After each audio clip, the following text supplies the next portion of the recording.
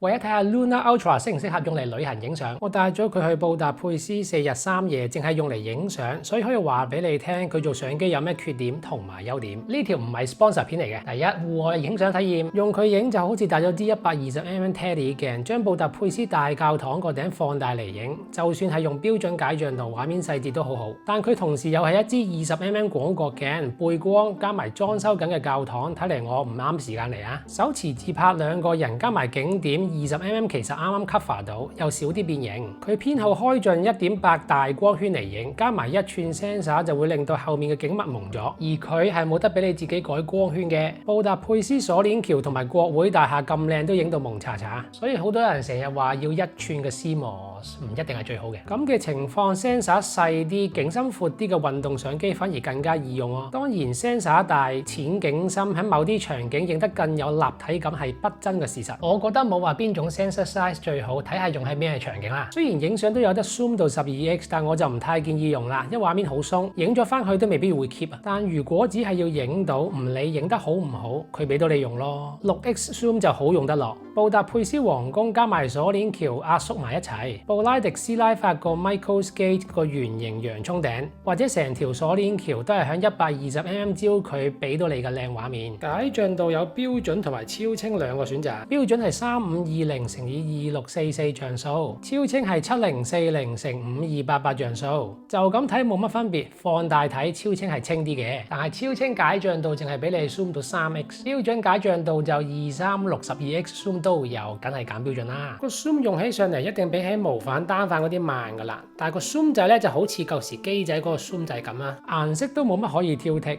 漁夫堡上面個教堂頂嘅顏色幾靚，中央市場正面都係，大嚿雲底下嘅英雄廣場啲色冇咁開心啦，所以話影相都係睇天氣啊。影超大建築物20mm可能都差少少，唔夠歪，裝咗廣角鏡會好啲，但筒狀變形都幾明顯喎。同埋裝個廣角鏡好麻煩，要揸住部 Luna Ultra 之餘咧，打開個蓋又要用手嘗試去攞塊鏡片出嚟。跟住之後仲要黐上去，好煩啊！所以我好少用啊。你想熄咗佢放翻入去整又唔得喎，因為放翻咗入去之後咧，塊鏡片就頂住咗。佢又唔可以長期黐喺鏡頭前邊，所以我真係好少用佢。拍攝當日咧就係32度，加埋個太陽咧，其實唔止呢個度數噶啦。揸上手都唔係好熱，證明影相個功耗咧細過拍片好多嘅。第二，影微距，影布達佩斯歌劇院入面金碧輝煌嘅擺設，50分之1秒快門冇手震，20分之1秒快門咧就有手震啦，用嚟影花。用持續對焦模式，對焦焦點由得佢揀，佢揀得啱嗰陣就好咯。例如想影中間朵花，佢就對正中間朵花。佢揀錯咗就冇仇報啦。例如呢度影咗後面嘅花瓣，搞到花蕊蒙查查。佢又唔係次次都錯嘅。例如呢一朵我就影到花蕊好清。So far，我覺得如果影微距你唔轉做單次對焦，再自己篤個芒去對焦，佢出嚟嘅結果可以同你預期嘅好唔同。就好似呢一張，我諗大部分傳統相機都會影到隻蜜蜂清嘅，1寸 sensor 加埋1.8大光圈再懟到咁近影，背後散景會好厲害。呢啲係運動相機一定俾唔到你個效果。散景厲害唔代表好，好似影花咁，前邊塊花反清，後邊就已經蒙咗，就唔係咁好睇啦。但係有散景真係可以突出主體，前清後蒙係好多影相人追求嘅目標。不過中意影相嘅可能都會覺得佢個散景唔算特別靚，同埋景深都未算係好淺。但用機仔嘅角度嚟講，已經好好用噶啦。廣角鏡可以影微距，支 zoom 鏡都可以。畫質會冇咁好，但放大率會仲高啲。夜晚影微距都攔唔到佢，但唔會張張都成功。呢一張25分之1秒快門嘅 OK， 下一張都係25分之1秒快門就手震咗咯。佢隻芒咁細，睇相嗰陣就算張相震咗，你都未必睇得出㗎。第三，室內影相，喺歌劇院內部手持影相，自動 ISO 都係去到600左右，畫面冇喺室外影咁乾淨，但睇落都算唔錯。Zoom 鏡就算最大得2光圈，喺室內影都冇話唔夠光嘅問題。呢一張影吊燈，佢淨係將個 ISO 推到300左右，反而俾翻100分之1秒快門我，等我唔使手震，影出嚟啲 detail 都幾好。再 zoom 遠啲都唔覺得有問題，燈飾嘅設計清晰可見，上面條蜘蛛絲都睇到。呢次行程喺室內手持影相嘅成功率咧有9成9啊。20mm 廣角夠唔夠用？我當然想可以去到18mm 左右啦。你見到呢一張，如果可以影多少少樓梯會更加好啊。手持喺餐廳自自拍嘅效果係咁嘅，啱啱夠用啦。帶咗佢去第二個 trip 啦，我真係好少用佢塊廣角鏡啊，因為用完熄機又要拆佢翻出嚟，好麻煩。影啲半室內半室外嘅相都唔會話入面好暗，出面好光。可以諗係因為佢有塊1寸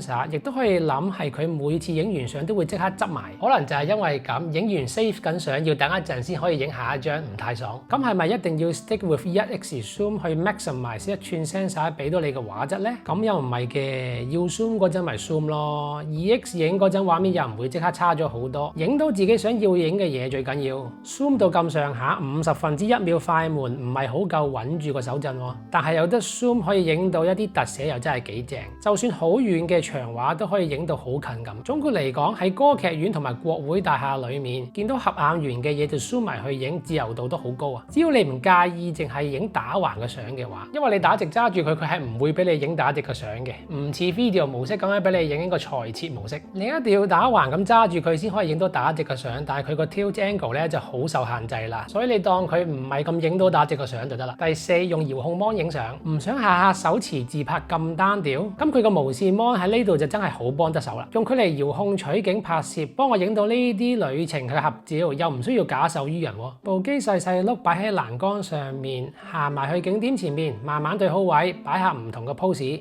1、2、3個 pose 任你影，超級方便。只要係平面嘅地方就可以擺上去。支金屬腳仔個樣好似好陽春，但我出咗2次 trip 都冇跌過機，所以我夠我用啊。同漁夫堡合照可以咁樣影，擺喺地下同國會大廈合照又得。將佢擺喺餐廳隔離台，慢慢操控，簡簡單單喺餐廳影嘅合照，叫 partner 揸住部機放喺 eye level， 自己揀好角度，擺好 pose 撳掣就得。唯一嘅唔好處就係揸住個遙控，好似揸住部電話咁嘅樣。我覺得個無線芒喺旅行影相嗰陣係幾有用嘅。就咁揸住部相機自拍唔係話唔好，但係 set 好部機再搖佢取經自拍更加好啫。但有一樣嘢一定要提喎，每影完一張相都要等佢 save 完先可以影下一張。標準解像度要等2至3秒，超清解像度要等5至6秒，中途係會 freeze 咗嘅，zoom 唔到嘅。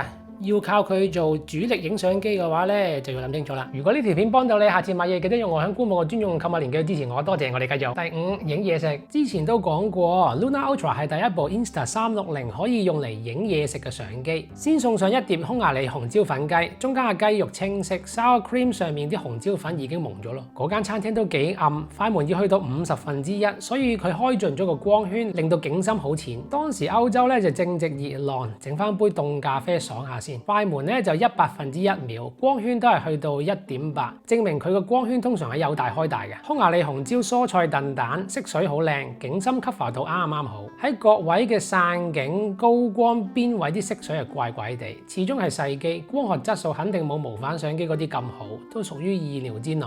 佢個連續自動對焦咧就真係唔可以信晒嘅。右手邊個包嘅位置係更加正宗，應該要影佢啦。佢點都要揀左手邊嗰個比較側嗰個包嚟對焦。我就好掛住傳統相機半按快門對焦嗰個感覺啦。我覺得匈牙利炸包好好食，又係 sour cream 上面正啊。總之用 Luna Ultra 就唔怕影唔到嘢食啦。用埋 zoom 鏡仲可以放大啲 F2 嘅光圈都唔失禮。去到點都要食翻件 walnut cake 或者好出名嘅 Dubois 蛋糕。最後強烈建議下佢哋當地嘅豬肉啊，堅係似豬肉版嘅和牛，好腍啊，好好食。但係影食物相我就一定會用翻電話去影，攞佢出嚟要開機。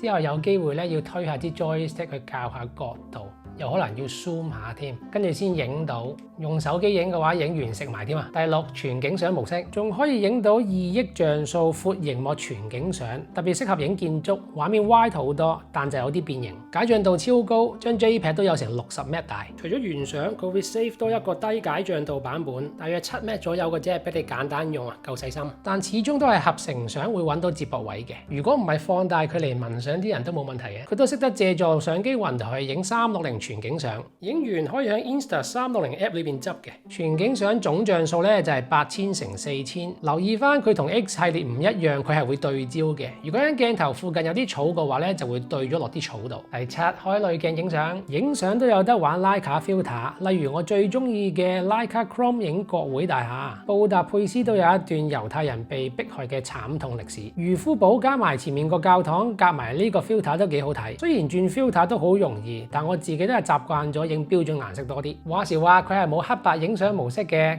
作為同徠卡合作研發嘅相機，好似差咁啲喎。佢有得加相框，除咗標準黑色同埋白色之外，喺個 App 度仲有幾隻顏色俾你揀。淺藍色相框襯翻巴拉迪斯拉法嘅藍色教堂，紅色相框襯翻市中心嘅觀光巴士，藍色相框襯翻布達佩斯嘅 Magic Hour 藍天，綠色相框襯翻教堂嘅綠色屋頂，紫色相框就襯翻呢朵花啦。可以襯翻少少相入邊景物嘅顏色，雖然顏色選擇唔多，但都叫有得玩。但要轉顏色都好麻煩，首先你要退出張相，之後咧撳我的。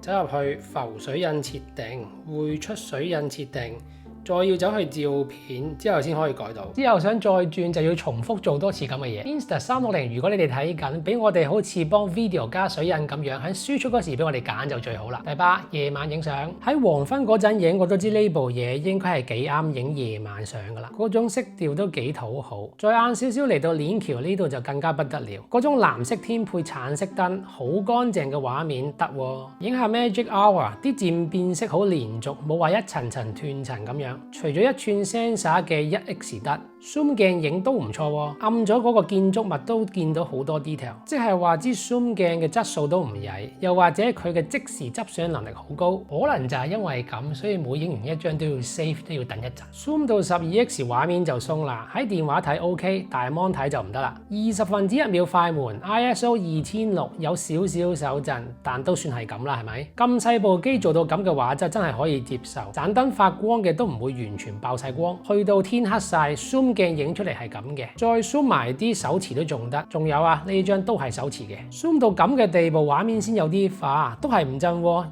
25/1秒快門啊，證明手持夜拍佢係絕對 OK 嘅，但要接受佢個 mon 咁細，取景嗰陣真係好唔爽。訂閱睇我將來有關佢嘅教學片，想睇佢嘅詳細評測可以撳翻呢度。我係阿 Nick，下次見，拜拜。